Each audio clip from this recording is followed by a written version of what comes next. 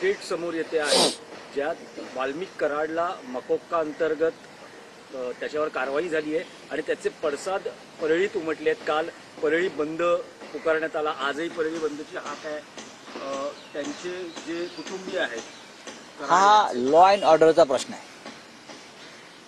वाल्मिक कराडला मकोका लावणं आणि त्यानंतर त्यांच्या समर्थकांनी रस्त्यावर उतरणं हा लॉ अँड ऑर्डरचा प्रश्न आहे, कायदा सुव्यवस्थेचा प्रश्न आहे।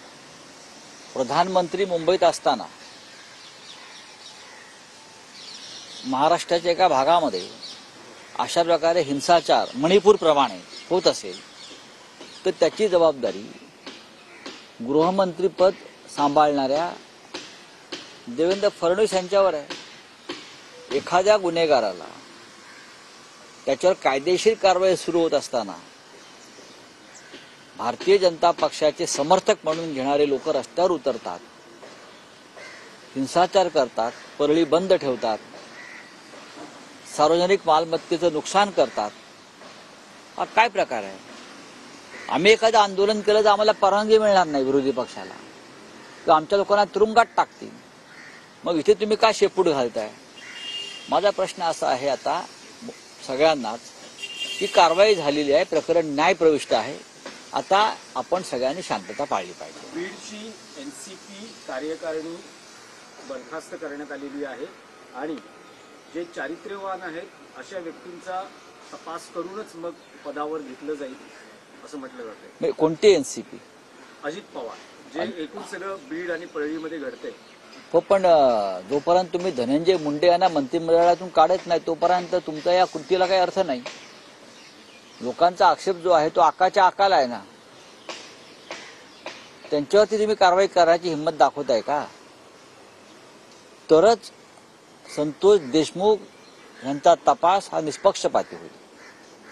ज्यांच्यावरती शिंतोडे उडाले ती व्यक्ती आपल्या मंत्रिमंडळात आहे, एनसीपीच्या सरकारमध्ये आहे, त्यांच्या गटामध्ये आहे, सरकारमध्ये आहे, आणि तुम्ही चारित्र्यवान व्यक्तींच्या संदर्भात चर्चा करताय।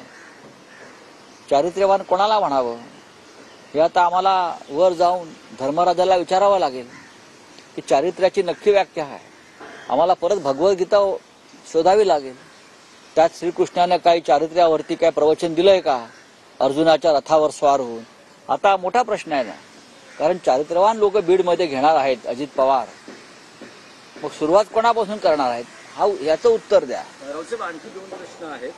अलीकडच्या काळात जी शिवसेना युबीटी आणि भाजपमध्ये जवळीक वाढताना दिसत आहे, अजिबात जवळीक नाही। त्या पार्श्वभूमीवर मुख्यमंत्री देवेंद्र फडणवीस यांचं विधान आलेलं आहे की शिवसेना युबीटी उद्धव ठाकरे यांसाठी महायुतीचे दरवाजे आता बंद आहेत, आम्हाला कोणत्याही चौथ्या मित्राची गरज नाही।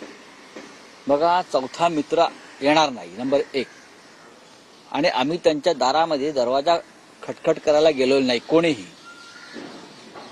एकनाथ शिंदे आणि अजित पवार जे त्यांच्याकडे आहेत बरं का, ते त्यांनी जबरदस्तीने खेचून घेतलेले लोक आहेत।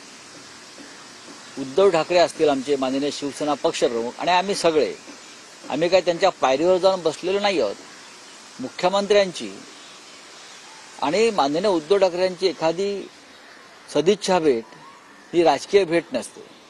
आपण राज्याचे मुख्यमंत्री आहात, आम्ही विरोधी पक्षात आहोत, आमचे लोकप्रतिनिधी आहेत, आमदार खासदार ते तुम्हाला भेटणारच। तुम्ही जसं एक GR काढा की विरोधी पक्षाच्या आमदार खासदारांनी मला भेटू नये, तुम्ही एक GR काढलात म्हणजे आम्ही मोकळे झालो। पण तुम्ही या राज्याचे मुख्यमंत्री आहात, तुम्ही एका गटाचे मुख्यमंत्री नाही आहात आणि आपल्याकडून लोकशाहीला बाधक होईल अशी कृती होणार नाही अशी आमची भूमिका आहे। प्रश्न राहिला दरवाजे बंद, तुम्हाला भाजपला आता दरवाजाच नाहीये। कोणत्याही भ्रष्टाचारानं व्यभिचारी माणसानं यावं आणि सरळ आत घुसावं अशी तुमची परिस्थिती आहे। आम्ही भ्रष्टाचारी आणि व्यभिचारी असे नसल्यामुळे आम्ही तुमच्या दारात येणार नाही। तुमचा पक्ष हा भ्रष्टाचारांचा कोठा झालेला आहे।